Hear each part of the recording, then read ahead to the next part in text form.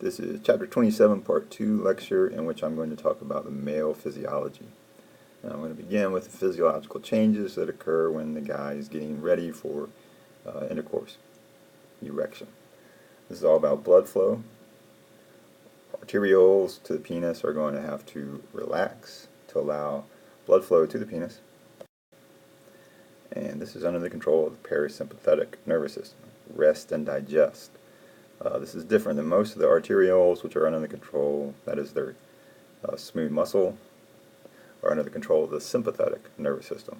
But when it comes to the male erection, it's the parasympathetic, which is going to cause those arterioles, their smooth muscle are going to relax, so they're going to become vasodilated, and blood is going to flow into the spongy tissue of the penis. This depends on the action of the neurotransmitter nitric oxide, which is going to get made there in the endothelial cells of the arterioles, and that's going to ultimately lead to vasodilation. So the nitric oxide causes the smooth muscles to relax, and that's going to dilate the arterioles. So blood is going to flow into the spongy tissue, the corpora cavernosa. Remember, there's two of those. Corpora cavernosa is plural. There's two of these spongy tissue areas on the dorsal surface of the penis, and they are mainly responsible for the erection. Remember, there's also the corpora, corporum spongiosum underneath, which doesn't really contribute that much to the erection. It's more about keeping the urethra open. So while the erection itself is under the control of the parasympathetic nervous system, ejaculation is under the control of the sympathetic. So at this point, when the male is ready, sympathetic reflexes are going to initiate closing of the bladder sphincter so the urine doesn't meet up with the seminal fluids. The sperm is going to come up through the ductus deferens. It's going to meet up with the seminal vesical fluids, the prostatic fluids, and the bulbourethral gland on its way out.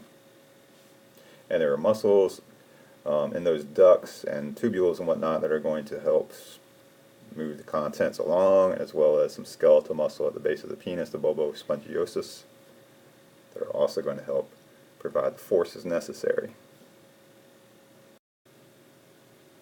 Erectile dysfunction is a relatively common problem in males that generally depends on a lack of blood flow. Not enough nitric oxide signaling action going on. So there are drugs like Viagra and Cialis which will prolong the effects of the nitric oxide that is present. And that's good enough to lead to an erection in most males with erectile dysfunction.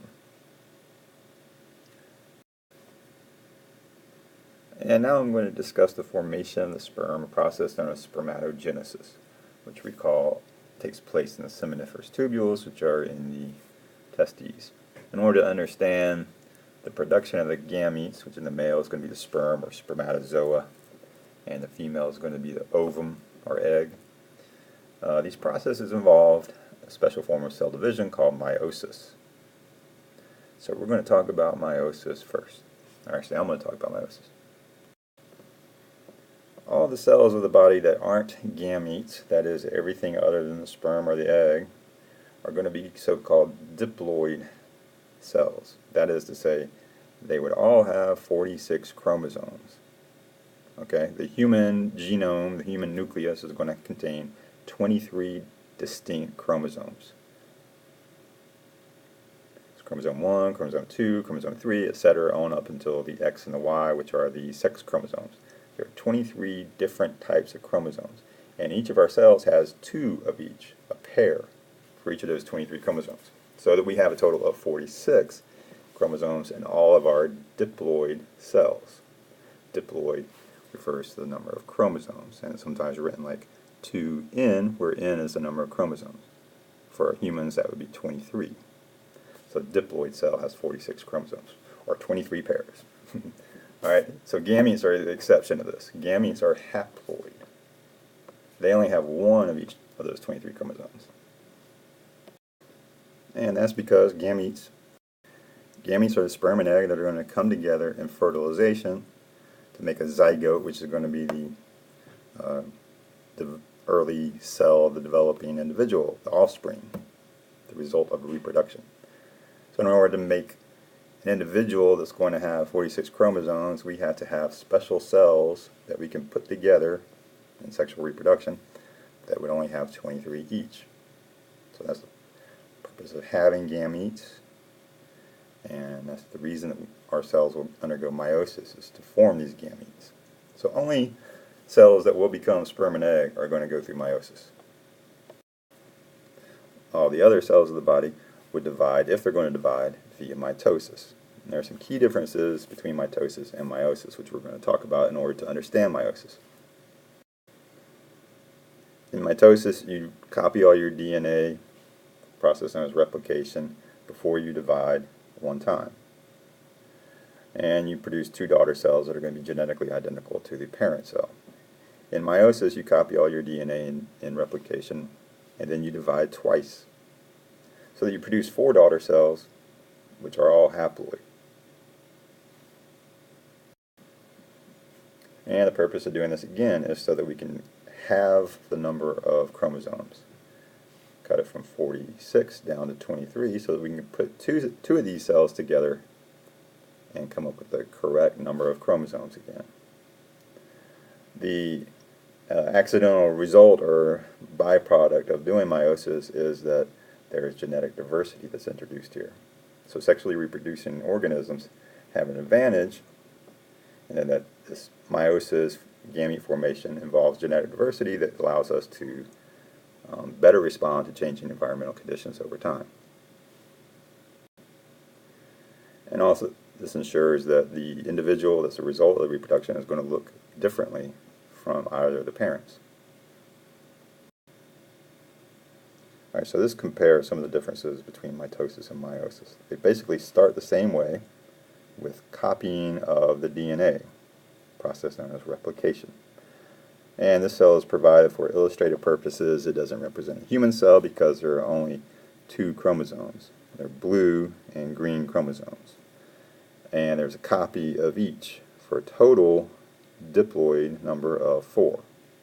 So 2 chromosomes, and we have a copy of each because this is a diploid cell. This is before replication. Okay, one of these blue came from mom, one of these came from dad. Same for green. In DNA replication, we're going to copy each of those so that we wind up with the typical X-shaped chromosomes, which you know from textbook illustrations. So replication has made a copy of each single chromosome strand. And these duplicated strands that make this X are known as sister chromatids. This X-shaped chromosome after DNA replication has 2 sister chromatids with it, as do all these other ones. Same thing for meiosis. DNA replication produces a copy of each chromosome, and we have sister chromatids here as well. Alright, so replication starts pretty much the same way in mitosis or meiosis. There's going to be 2 rounds of division in meiosis compared to the 1 in mitosis. We call those rounds meiosis 1 and meiosis 2, and the phases of each will have 1 or 2. Alright, so something happens in prophase 1 of meiosis that doesn't happen in prophase of mitosis. And I just realized that the chromosomes we have here are not blue and green, rather they are long and short. And the blue and the green are meant to represent mom or dad, that each one of these came from one of the parents. And I realize that because here in prophase 1, these homologs, which is to say the long chromosomes, they're homologs of one another. The blue long chromosome is a homolog of the green long chromosome. And the short blue is a homolog of the short green. That is to say, they're the same chromosomes, like chromosome 1, chromosome 2, but this one maybe came from mom and this one perhaps from dad. They're called homologs. And in prophase 1 of meiosis, these homologs attach to one another. They form a tetrad. There's 4 total chromatids here. 2 homologous chromosomes. And now these homologs that have formed this tetrad, they're physically connected. as a result of a process known as synapses. They're physically connected, and so they're going to line up on the metaphase plate very differently than chromosomes line up in mitosis. So mitosis is just a random assortment of chromosomes on the metaphase plate with a spindle assembly attached to them, or centromeres. But in meiosis, the tetrads stay together, and so they line up on the metaphase plate together. And then in anaphase 1 of meiosis, those homologous chromosomes can be split apart, so that one daughter cell gets the maternal long chromosome, and the other one gets the paternal. Whereas in mitosis, again, they all lined up on the metaphase plate as individual homologs, not together, so that in anaphase, the sister chromatids get pulled apart and wind up in different daughter cells. But the daughter cells are identical. And they're identical to each other, and they're identical to the parent cell. In meiosis, however, we still have sister chromatids attached to each other. We've separated the homologs, but now the sister chromatids are still attached. When these cells go through meiosis 2, another round of division, those sister chromatids are going to separate and go to different daughter cells. We call meiosis 1 the reductional division, because this is where the chromosome numbers actually get reduced from diploid to haploid. So the two daughter cells that result from meiosis 1 are going to be haploid cells. And like I was explaining, prophase 1 is going to have events that are not seen in mitosis because of synapses. When those homologous chromosomes are physically joined up with each other and they form a tetrad that's going to line up on the metaphase plate. That's a key part of meiosis. And this is all very carefully regulated, because if any of this goes wrong, the chromosomes won't segregate properly into the daughter cells, and that's going to lead to serious genetic issues. And sometimes that's exactly what goes wrong in the case of Down syndrome, where the chromosomes don't segregate properly in meiosis. So while the homologous chromosomes are lined up next to each other, there's a crossover. There's an exchange of genetic information between the two homologs in the form of a chiasma or a crossover, where the DNA is actually threaded from one chromosome into the other and vice versa. So the DNA is getting mixed up to form these tetrads. And we have to form the tetrads in order to segregate the chromosomes properly, so that each gamete is going to line up with exactly the right number of chromosomes, one copy of each. And the result of that is that we make some new combinations of chromosomes. It's going to have new combinations of DNA. So we're mixing up the genetic material. And that leads to genetic diversity, of course. The tetrads that are formed in prophase 1 are going to line up randomly on the metaphase plate, or the spindle equator, as it's sometimes called. So this is going to lead to just a diverse range of gametes that are possible when we get through with this process.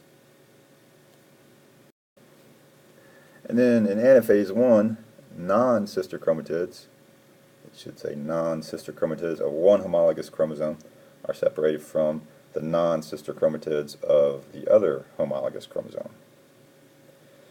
So there's sister chromatids if they're on the same homologous chromosome. If they're part of the same X-shaped chromosome, those two strands are called sister chromatids.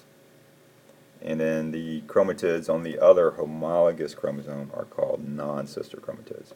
So this should read non-sister chromatids are separated during anaphase 1. So here's our metaphase 1 cell, and in anaphase the homologs are going to be pulled apart and they're going to wind up in separate cells. So you can see the sister chromatids are still attached. The non-sister chromatids, the green and the blue, are what we're comparing here. And they were attached to one another to form this tetrads, even though we don't actually see it drawn here. They're physically attached. And there's also an exchange, so the green will come over here to the blue and the blue will go over here to the green. And those are non-sister chromatids that are lined up next to each other. They're going to separate in anaphase 1 so that our resulting daughter cells of meiosis 1 still has the two sister chromatids attached to each other. But the point of this figure really is to show that at metaphase 1, these chromosomes can line up randomly. So the blue can all be on the right side or on opposite sides. And that matters because these guys are going to get pulled to the same pole, which is to say they're going to wind up in the same cell. So we can wind up with all blue chromosomes and green chromosomes or a mix. And then when we mix it up like this, there's even further mixing, this random segregation that's possible here during meiosis II, so that the ultimate results, the gametes, have a lot of different variety available to them. So to summarize what's going on in meiosis I here at this point, we had interphase where the diffuse chromosomes existing in the form of chromatin, these noodle-like diffuse arrangement of the DNA. The nucleus, that's going to get copied and condensed. The nuclear membrane is going to get broken down. Spindle bodies are going to form in prophase 1. And in metaphase 1, these tetrads with homologous chromosomes are attached to each other line up at the spindle equator or the metaphase plate. Same thing. Then in anaphase, the spindle body is going to pull these guys apart, grabbing hold of their centromere. And you can see in this drawing they're showing the genetic diversity that's possible because of the crossing over. So here there's been an exchange from the green chromosome to the blue chromosome. So the tips have changed color. That is to say, the DNA has been exchanged. And now when we pull this blue guy over to this pole, it's got a little bit of the other chromosome, and vice versa. And that's genetic diversity right there.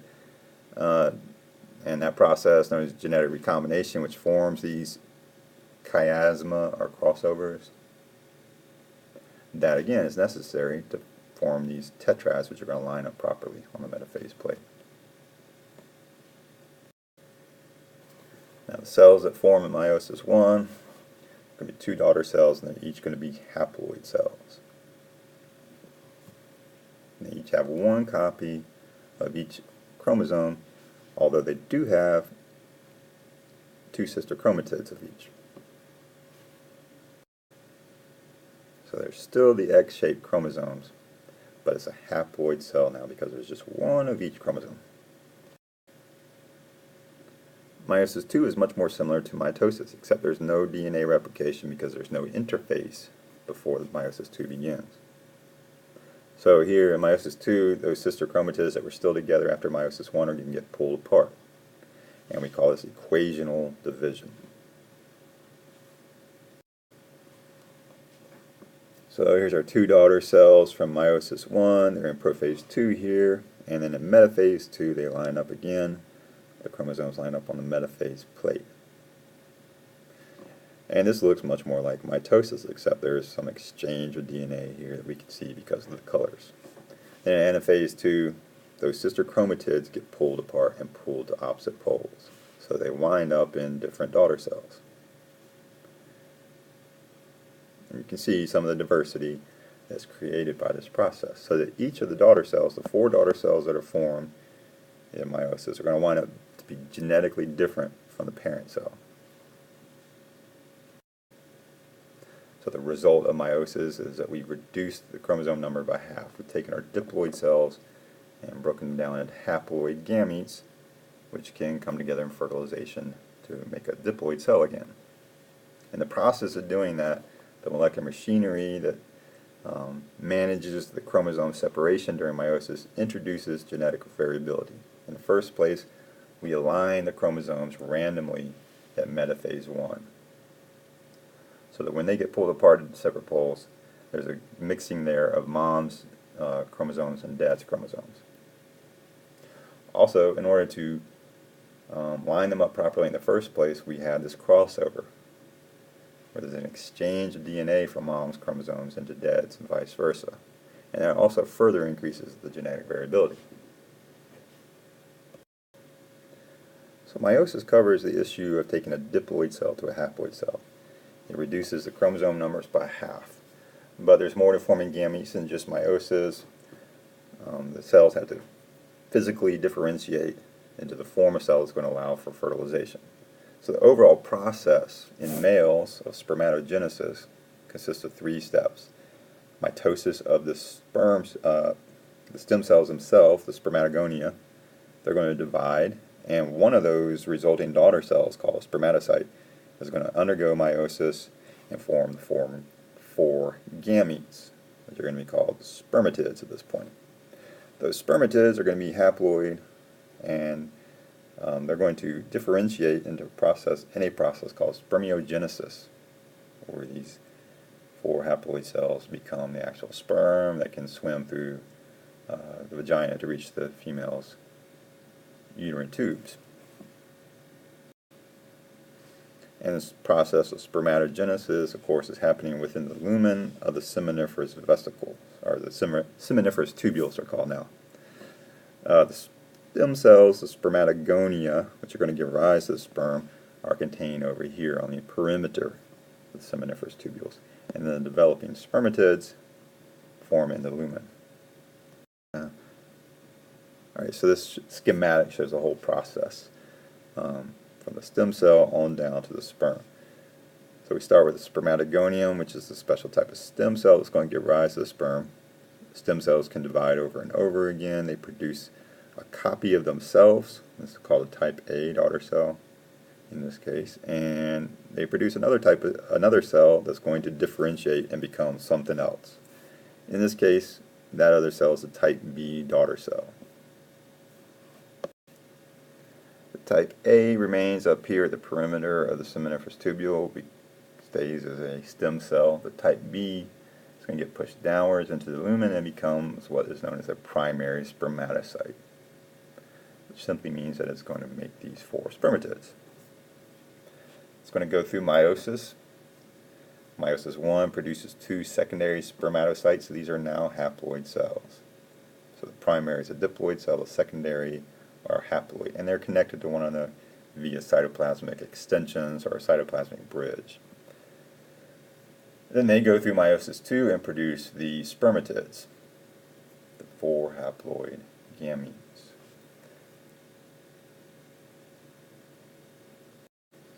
Then in the process of spermiogenesis, the spermatids are going to take on their characteristic shape and appearance.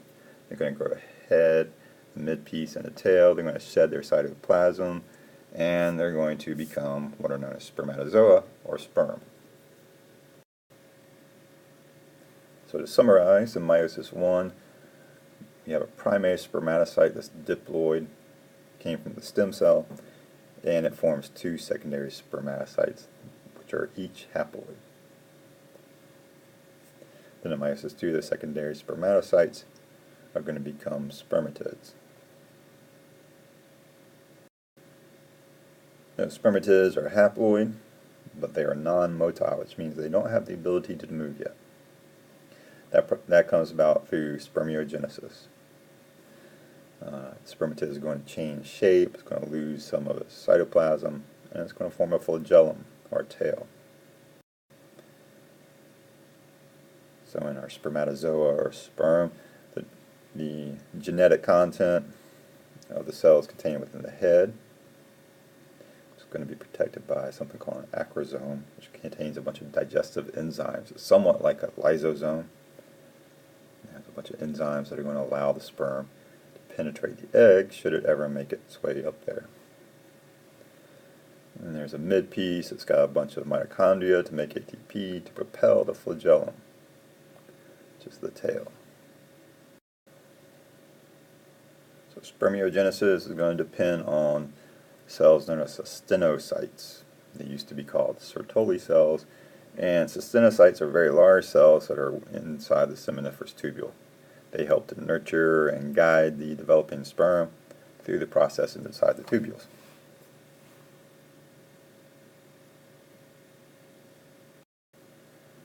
Spermatogenesis is ultimately under the control of hormones.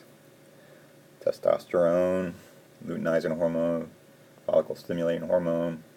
And this is all ultimately under the control of the hypothalamus, which is going to release gonadotropal releasing hormone, which is going to act on the anterior pituitary gland to release FSH and LH, which then will induce the testes to produce testosterone. So this is a top-down control from the hypothalamus to the anterior pituitary to the testes. And it's called the hypothalamic pituitary gonadal axis because of that. Alright, so the hypothalamus releases gonadotropin-releasing hormone. It's going to travel from the hypothalamus down to the anterior pituitary just below it via the portal venous system there. And it's going to cause the anterior pituitary to release follicle-stimulating hormone and luteinizing hormone. And both of those have very particular roles in the testes. Follicle-stimulating hormone is going to cause these astenocytes to release androgen-binding protein. And androgen-binding protein helps keep testosterone levels high in the testes where it's needed to promote spermatogenesis. So androgen, male hormones. Specifically, we're talking about testosterone. And luteinizing hormone from the anterior pituitary is going to cause a rise in testosterone levels. Testosterone is made by the interstitial endocrine cells. It used to be called Sertoli cells.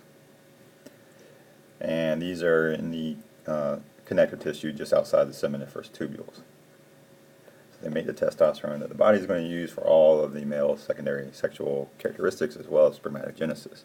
The androgen binding protein keeps the testosterone levels high in the seminiferous tubules, where it's going to drive spermatogenesis. When testosterone levels are high, it's going to inhibit the hypothalamus from releasing gonadotropin releasing hormone. So it's a negative feedback. It also acts on the anterior pituitary to inhibit the release of follicle-stimulating and luteinizing hormones. And when sperm count is high, these astenocytes are going to release another hormone that we haven't heard of yet called inhibin. And that's going to prevent the anterior pituitary from and the hypothalamus from releasing follicle-stimulating hormone and gonadotropin-releasing hormone.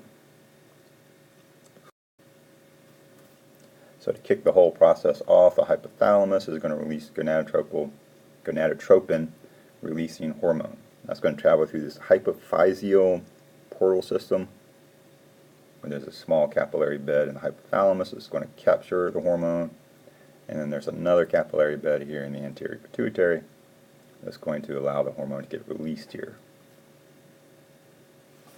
And that's going to stimulate the release of follicle-stimulating hormone and luteinizing hormone. So luteinizing hormone is going to cause the interstitial endocrine cells to release testosterone. Follicle-stimulating hormone is going to cause these astenocytes, which are these really large yellow cells here. There's a couple of astenocytes, one here, one there. FSH is going to cause them to release androgen binding protein, which keeps the testosterone levels high around the developing sperm. And then when there is enough testosterone, it's going to be negative feedback on the hypothalamus and the anterior pituitary, as well as negative feedback from the increased sperm levels. So the set of interactions between the hormones and the HPG axis takes a few years after puberty to get established, to get proper balance there.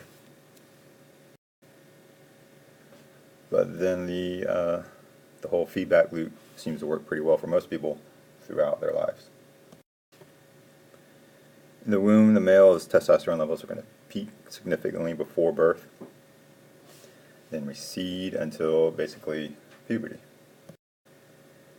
So in the womb, there's a big peak in testosterone levels that's going to help drive the production of the male sex organs. And then levels stay relatively low after birth until puberty, when they surge and stay at a peak until much, much later in life.